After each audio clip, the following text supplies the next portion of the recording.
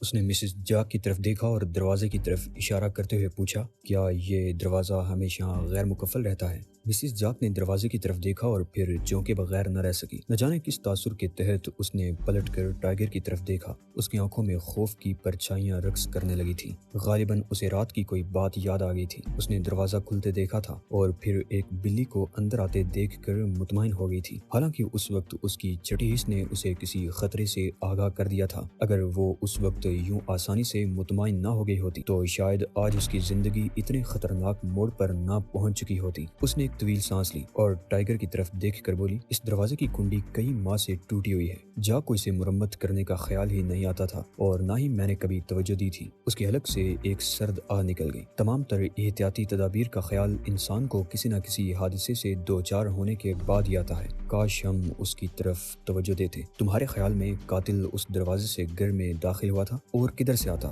اس کے علاوہ کوئی راستہ نہیں تھا؟ ہاں، اس طرف سے بے توجہی ایک بہت بڑی غلطی تھی، ٹائیگر نے تبصرہ کیا۔ ممکن ہے قاتل جانتا ہو کہ یہ دروازہ اسے کھلا ملے گا۔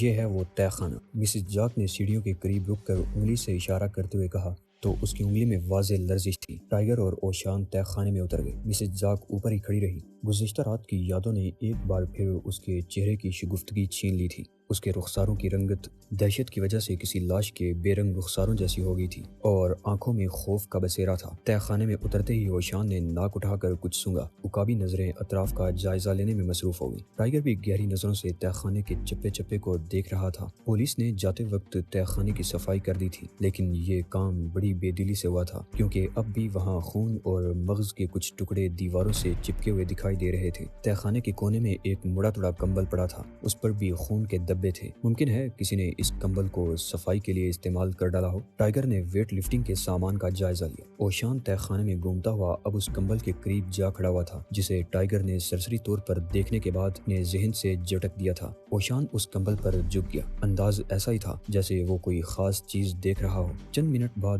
ٹائیگر کو اس مقام سے وحشت ہونے لگی۔ یہ تہہ خانہ مقتل تھا اور یہاں ایک شخص کا قتل ہو چکا تھا۔ تہہ خانے میں خوف، دہشت اور بربریت کا ملا جلا تاثر پھیلا ہوا تھا جسے وہ اپنی مخصوص حسیات کی وجہ سے کچھ زیادہ ہی محسوس کر رہا تھا۔ اس نے اوشان کی طرف دیکھا۔ اوشان اب بھی کمبل پر جھکا ہوا تھا۔ لنڈے بازار میں آسانی سے بک جائے گا۔ اوشان نے کوئی جواب نہ دیا۔ وہ اب اس کمبل کو مزید توجہ سے دیکھ رہا تھا۔ پھر اس نے ہاتھ بڑھا کر کوئی چیز ٹٹولی اور ٹائیگر کی طرف دیکھے بغیر بولا، ادھر آؤ برخوردار۔ ٹائیگر بھی اس کے قریب جا کر کمبل پر جھک گیا۔ کچھ نظر آیا؟ اوشان نے پوچھا۔ لہجہ طنزیہ تھا۔ نہیں، آپ کو کیا نظر آ رہا ہے؟ یہ دیکھو کیا ہے۔ اوشان نے کمبل سے کوئی چیز اٹھا کر ہتھیلی پر رکھ لی۔ غور سے دیکھو۔ اس کا لہجہ قدرے سخت ہو گیا تھا۔ ٹائیگر نے غور سے دیکھا تو بری طرح چونک پڑا۔ اوشان کی ہتھیلی پر بالکل ویسا ہی سیاہ رنگ کا ٹکڑا رکھا ہوا تھا جیسا اس نے ساحل پر بھی ڈھونڈ نکالا تھا۔ اس نے وہ ٹکڑا اٹھا کر اپنی ہتھیلی پر رکھ لیا۔ یہ کہیں سے ادھڑا ہوا رنگ کا ٹکڑا تھا، غیر معمولی سیاہ، جسے سرسری نگاہ سے دیکھنا محال ہی نہیں، ناممکن بھی تھا۔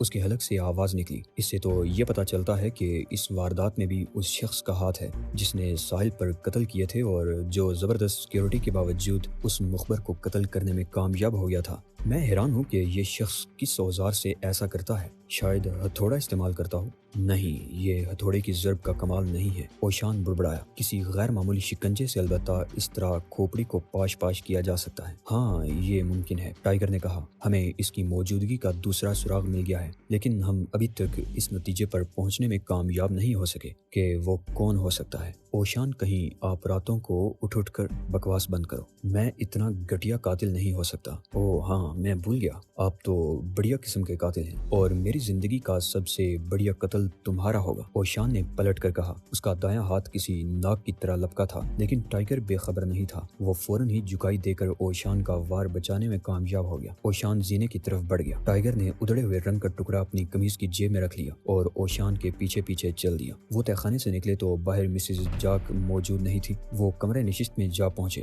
جہاں وہ ایک صوفے پر بیٹھی ان کا انتظار کر رہی تھی۔ وہ خود پر قابو پا چکی تھی اور اسے دیکھ کر کوئی نہیں کہہ سکتا تھا کہ ابھی کچھ دیر قبل اس عورت کا چہرہ دہشت کی وجہ سے کسی لاش کا چہرہ لگ رہا تھا۔ جب تمہارے شوہر نے تمہیں پکارا تھا تو کیا اس سے قبل تم نے کسی کی آواز سنی تھی؟ ٹائیگر نے سوال کیا۔ نہیں، کچھ نہیں، فلس نے جواب دیا۔ اس وقت تہ خانے کا بلب روشن تھا؟ نہیں، وہ بجھا ہوا تھا۔ بہت بہت شکریہ، ٹائیگر نے مسکرا کر کہا۔ تم ہمارے لیے بڑی مددگار ثابت ہوئی ہو۔ ہمیں تمہارے ساتھ ہونے والے غیر انسانی سلوک اور تمہارے شوہر کے بےایمانہ قتل پر بے حد افسوس ہے۔ قاتل؟ مسز جاک کی آواز بھرا گئی۔ کوئی بھی قاتل زیادہ دنوں تک قانون کے لمبے ہاتھوں سے محفوظ نہیں رہ سکتا۔ ٹائیگر نے اسے اطمینان دلایا۔ میں تو حیران ہوں کہ اس نے مجھے بھی کیوں قتل نہیں کر دیا۔ وہ بڑبڑائی۔ اگر اس کی جگہ میں ہوتا تو میں بھی تمہیں قتل نہ کرتا۔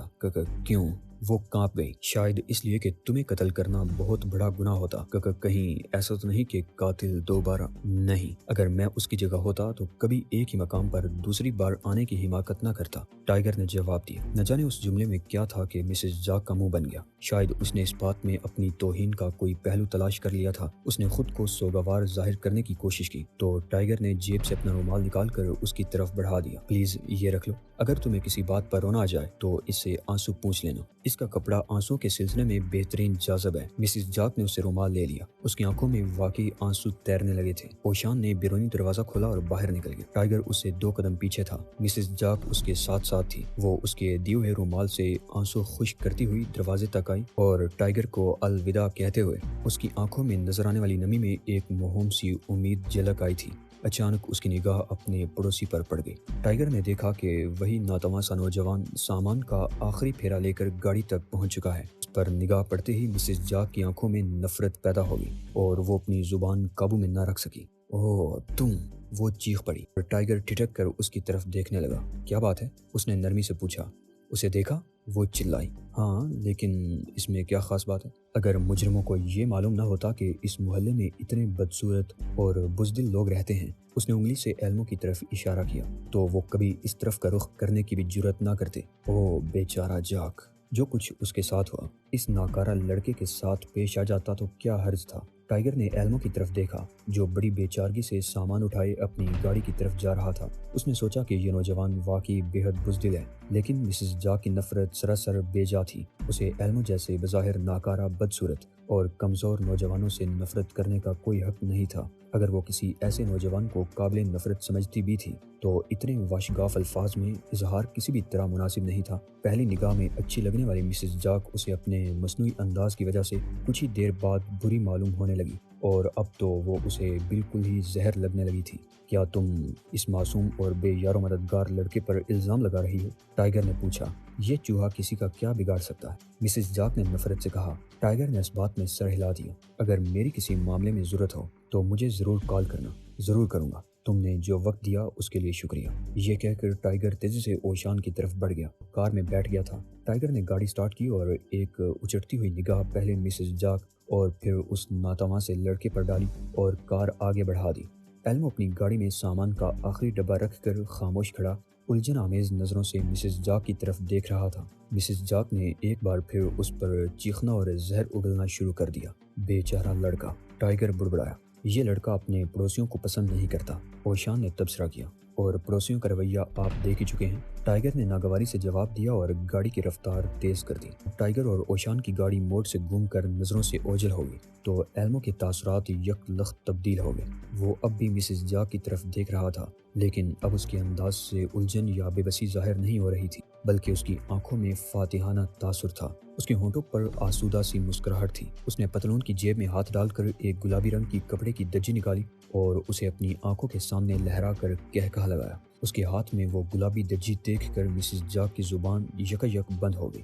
یہ اس کے لباس کی دجی تھی، اسی لباس کی جسے اس نے گزشتہ رات اس وقت پہن رکھا تھا جب وہ اپنے شوہر کی آواز پر تہ خانے میں اتری تھی اور پھر اسے اپنی زندگی کے بدترین لمحات سے گزرنا پڑا تھا۔ چند لمحوں تک اس گلابی دجی کی نمائش کرنے کے بعد ایلمو نے وہ کپڑا اپنی کار کی سیٹ پر پھینک دیا اور مسز جاک کی طرف دیکھ کر ہاتھ لہرایا۔ مسز جاک پھٹی پھٹی نظروں سے یہ سب کچھ دیکھ رہی تھی۔ اس کی پوری ہستی اس وقت اضطراب کی لہروں میں مبتلا تھی۔ اس کی سانس رک سی گئی تھی۔ بار بار وہ گلابی دجی اس کی آنکھوں کے سامنے لہرا جاتی اور اس کا رواں رواں خوف سے کانپ اٹھتا۔ اس نے مٹھیاں بھینچ لیں۔ ایلمو گاڑی میں سوار ہو گیا۔ وہ اب بھی مسکرا رہا تھا۔ اس نے کار سٹارٹ کی اور مسز جاک کی طرف دیکھا۔ مسز جاک اب کسی سنگی مجسمے کی طرح ساکت کھڑی تھی۔ کچھ دیر قبل وہ جس انداز میں زہر اگل رہی تھی وہ نہ جانے کہاں غائب ہو گیا تھا۔ اس کی پھٹی پھٹی سی آنکھوں سے بے یقینی ظاہر ہو رہی تھی۔ اس کا منہ صدمے کی زیادتی سے کھلا کا کھلا رہ گیا۔ یوں لگتا تھا جیسے اسی حالت میں کھڑے کھڑے اس پر سکتے کی سی کیفیت طاری ہو گئی ہو۔ نہیں، وہ زیر لب بولی، وہ یہ نہیں ہو سکتا۔ لیکن میرے لباس کا یہ گلابی ٹکڑا اس کے پاس کہاں سے اور کیسے آ گیا؟ یہ ایک ایسا سوال تھا جس کا جواب ایلمو کی فاتحانہ مسکراہٹ دے تو رہی تھی، لیکن مسز جا کا ذہن اسے کسی طرح قبول کرنے پر آمادہ نہیں ہو رہا تھا۔ ایلمو نے کار ایک دھچکے سے آگے بڑھا دی۔ جاتے وقت اس نے الوداعی انداز میں ہاتھ بھی لہرایا تھا۔ مسز جا کا چہرہ تاریک ہوتا چلا گیا۔ ایلمو کے پاس اب کام کی کمی نہیں تھی۔ اس کے ذہن میں ان گنت منصوبے تھے اور وہ ہر منصوبے کو تکمیل کے مرحلے میں داخل کرنے کے لیے بے چین تھا، لیکن سب سے پہلے وہ ماضی کے باقی ماندہ حساب چکا دینا چاہتا تھا۔ مستقبل تابناک ہو تو نفسیاتی طور پر انسان خراب اور تاریک ماضی کو ذہن سے جھٹک دینا پسند کرتا ہے، لیکن ایسا صرف اسی وقت ہوتا ہے جب وہ ماضی کی غلطیوں کا ازالہ کر دے۔ ایلمو کے افسوسناک ماضی سے جو بھی تلخ یادیں وابستہ تھیں ان میں سے بیشتر اب پرلطف یادوں میں بدل چکی تھی، لیکن اب بھی ایک یاد ایسی تھی جو کسی بچھو کی طرح موقع پاتے ہی اس کے ذہن میں ڈنک مارنے لگتی تھی۔ تابناک مستقبل کی طرف مکمل طور پر متوجہ ہونے کے لیے ضروری تھا کہ وہ اس اقرب نما یاد کو بھی جڑ سے اکھاڑ پھینک دے یا اس پر کسی سہانی یاد کا سائبان ڈال دے۔ اس نے ایجاد پسندوں کو تحفظ دینے والی فرم کے ایک ڈائریکٹر کے ہاں سے اپنا حساب پورا کر لیا تھا، لیکن ابھی اس کے 3 ساتھی باقی تھے۔ اس نے باری باری ان کی قیام گاہوں پر جانے کا فیصلہ کر لیا تھا، لیکن پھر یہ سوچ کر ارادہ تبدیل کر دیا کہ اس طرح اسے کافی وقت ضائع کرنا پڑے گا، لہٰذا بہتر ہوگا کہ ان لوگوں سے ان کے دفتر میں ملاقات کرے اور وہیں ان کا حساب چکتا کر دے۔ اسے معلوم تھا کہ وہ لوگ رات گئے تک اپنے آفس میں بیٹھتے ہیں۔ رات کی تاریکی میں جب وہ ان کے دفتر پہنچا تو اس وقت تینوں اپنے دفتر میں موجود تھے اور کسی ایجاد کے سلسلے میں بحث کر رہے تھے۔ ایلمو خاموشی سے کھڑا ان کی باتیں سنتا رہا۔ وہ اس وقت اپنے غیر مرئی لباس میں تھا۔ دونوں خوفناک ہتھیار اس کے پاس تھے، الیکٹرانک کمپریسر اور بجلی کی رو کا سلسلہ منقطع کرنے والا آلہ۔ ان کی باتیں سن کر اس کے تن بدن میں آگ سی لگ رہی تھی۔ وہ کسی موجد کی تازہ ترین ایجاد پر بات کرتے ہوئے ہنس رہے تھے اور اس موجد کا مذاق اڑا رہے تھے۔ ان کی باتوں سے ایلمو کو اندازہ ہو گیا کہ وہ لوگ سائنس یا ایجادات کے سلسلے میں کچھ بھی نہیں جانتے۔ انہوں نے تو بس دھوکہ دہی کی ہے اور ایک ایسی فرم بنا رکھی تھی جہاں بیٹھ کر وہ لوگوں کو سبز باغ دکھاتے تھے اور انہیں ہر ممکن طریقے سے لوٹ رہے تھے۔ تمہیں وہ احمق یاد ہے؟ ایک کہہ رہا تھا۔ کون احمق؟ دوسرے نے پوچھا۔ یہاں تو سبھی احمق آتے ہیں۔ اس پر ایک زوردار کہا پڑا۔ میں اس مجہول سے نوجوان کی بات کر رہا ہوں جس کی صورت پر لکھا ہوا تھا میں گدھا ہوں، وہی جو سیاہ رنگ کا ایک ڈبہ اور برش لے کر آیا تھا اور جس کا دعویٰ تھا کہ جس کسی چیز پر وہ رنگ کر دیا جائے وہ غائب ہو جاتی ہے۔ ہاں مجھے یاد ہے۔ دوسرا بھی ہنس پڑا۔ اسی لمحے اچانک ہی کمرے کی تمام بتیاں بجھ گئیں اور وہاں اندھیرا چھا گیا۔ کمرے کے باہر راہداری میں روشن بلب سے خفیف سی روشنی کمرے میں آ رہی تھی جس کے باعث وہ ایک دوسرے کو دیکھ سکتے تھے۔ ایجاد پسندوں کی فرم کے ایک ڈائریکٹر نے بجلی اور بجلی کے محکمے کو برا بھلا کہا اور اپنی کرسی سے اٹھنے لگا۔ اچانک وہ ایک غیر مانوس آواز سن کر چونک پڑا۔ اس نے گردن گھما کر آواز کی طرف دیکھا۔ اس کی سانس حلق ہی میں رک گئی۔ اس کا ایک ساتھی اسے عجیب سی حالت میں نظر آ رہا تھا۔ یوں لگتا تھا جیسے اچانک ہی وہ اپنی نصف کھوپڑی سے محروم ہو گیا ہو۔ اس ڈائریکٹر نے اپنے ساتھی کو پکارنے سے پہلے اپنا ذہن صاف کر لینا چاہا۔ یہ منظر قابل فہم تھا۔ وہ نہیں چاہتا تھا کہ بعد میں اس کے ساتھی اس کا مذیقہ اڑائیں۔ نیم تاریکی میں سب کچھ صاف تو دکھائی نہیں دے رہا تھا، تاہم جو کچھ بھی اسے نظر آ رہا تھا وہ اس کے رونگٹے کھڑے کرنے کے لیے کافی تھا۔ اسی لمحے اسے احساس ہوا کہ اس کے کپڑوں پر کوئی سیال سی شے چینٹوں کی شکل میں گر گئی ہے۔ وہ سفید قمیض پہنے ہوئے تھا۔ بو اور انگلی سے چھونے کے بعد اسے یقین ہو گیا کہ یہ خون کے چینٹے ہیں۔ ابھی وہ کوئی فیصلہ نہیں کر پایا تھا کہ اسے ایک ایسی آواز سنائی دی جیسے کوئی سانپ دھیرے سے پھنکارا ہو۔ اس نے چونک کر آواز کی طرف دیکھا۔ اس کے رونگٹے کھڑے ہو گئے۔ برابر میں دوسری طرف بیٹھے ہوئے ساتھی کا بھی وہی حال دکھائی دے رہا تھا جو پہلے ساتھی کا ہو چکا تھا۔ اس کی بھی آدھی کھوپڑی غائب ہو چکی تھی اور اس بار بھی اس کے کپڑوں پر چینٹے گرے تھے۔ اس نے انگلی سے ان چینٹوں کو چھوا تو کوئی لیسدار سی گودے جیسی چیز اس کی انگلی سے چمٹ گئی۔ یہ کیا ہو رہا ہے؟ ارے ہارڈ! وہ ہکلایا۔ Hello mister Franck! ایک آواز سنائی دی۔ ہیلو، کون ہے؟ وہ دہشت زدہ نظروں سے ادھر ادھر دیکھنے لگا لیکن اسے نیم تاریکی میں کوئی بھی دکھائی نہیں دیا۔ میں گدھا ہوں، جواب سنائی دیا۔ کون گدھا؟ وہی جس کا تم ابھی ابھی بڑے ہی پرلطف انداز میں تذکرہ کر رہے تھے۔ تم کہاں ہو؟ ڈائریکٹر ہراساں ہو گیا۔ تمہارے سامنے، ایلمو نے جواب دیا، لیکن تم مجھے دکھائی کیوں نہیں دیتے؟ اس لیے کہ تمہاری آنکھوں پر فریب کی پٹی بندھی ہوئی ہے۔ میرے ساتھیوں کو کیا ہوا ہے؟ شاید یہ مر چکے ہیں، ایلمو نے بے نیازی سے جواب دیا۔ کیا تم مجھے بھی؟ یقیناً، ایلمو نے جواب دیا۔ اب تمہیں یقین آ گیا کہ وہ سیاہ رنگ کس قدر اہمیت کا حامل تھا، اسے استعمال کر کے کیا کیا فوائد حاصل کیے جا سکتے تھے۔ تم نے سب کچھ کھو دیا مسٹر فرانک، اور اب تم اپنی زندگی سے بھی ہاتھ دھو لو گے۔ مجھے مت مارو، وہ گڑ گڑانے لگا۔ مجھے قائل کر دو، ہو سکتا ہے تم پر رحم آ جائے، ایلمو نے جواب دیا۔ اس کی آواز میں کیف و سرور کا تاثر تھا۔ غالباً وہ مسٹر فرانک کی آہوزاری سے لذت محسوس کر رہا تھا اور اس صورتحال کو کچھ دیر برقرار رکھنا چاہتا تھا۔ میں نے کوئی بہت بڑا جرم نہیں کیا، مسٹر فرانک نے جلدی سے کہا۔ وہ دھوکہ دہی کی ایک معمولی سی حرکت تھی۔ میں اسے بہت بڑا جرم سمجھتا ہوں۔ ایلمو نے اس کی بات کاٹ دی۔ لیکن عدالت اس جرم کی سزا محض چند ماہ قید ہی دے سکتی ہے۔ ہاں، کیونکہ وہ لوگ اس مجرم کو معمولی سمجھیں گے، اس لیے معمولی سزا ہی دیں گے، ایلمو نے جواب دیا۔ قاتل بن چکا ہوں، جرائم پیشہ بن چکا ہوں، اور اس کی وجہ صرف یہ ہے کہ تم لوگوں نے میرے ساتھ دھوکہ کیا۔ میرے تمام جرائم کی ذمہ داری تم ہی لوگوں پر عائد ہوتی ہے۔ اس منفی شخصیت کی تعمیر تمہارے ہی ہاتھوں سے ہوئی تھی، لہٰذا اس کا خمیازہ بھی تمہیں ہی بھگتنا پڑے گا۔ ایلمو نے یہ سب کچھ اس انداز میں کہا جیسے وہ مسٹر فرانک کو فرد جرم پڑھ کر سنا رہا ہو۔ اچانک مسٹر فرانک کو عقب سے دھکا لگا۔ وہ کرسی سے اٹھ گیا تھا، اس لیے لڑکھڑا گیا۔ فوراً ہی سنبھل کر اس نے پیچھے دیکھا، لیکن اسے کوئی بھی دکھائی نہیں دیا۔ وہ حیران تھا کہ یہ سب کچھ کیسے ممکن ہے۔ میں پاگل ہو گیا ہوں، وہ خود کلامی کے انداز میں بولا۔